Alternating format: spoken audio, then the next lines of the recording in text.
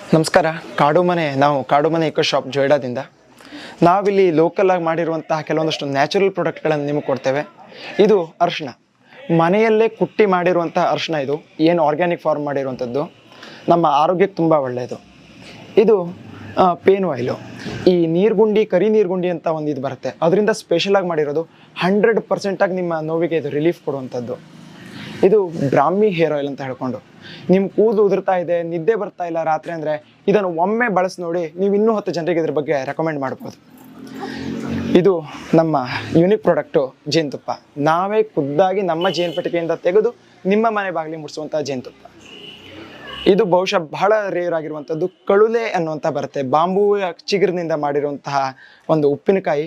ರುಚಿಯಲ್ಲಂತೂ ನೀವು ಊಟ ಏನು ಮಾಡ್ತಿದ್ದೀರಲ್ಲೋ ಅದ್ರ 2 ಪಟ್ಟು ಊಟ ಮಾಡ್ಬೋದು ಇದನ್ನು ತೊಗೊಂಡು ಹೋಗ್ಬಿಟ್ರೆ.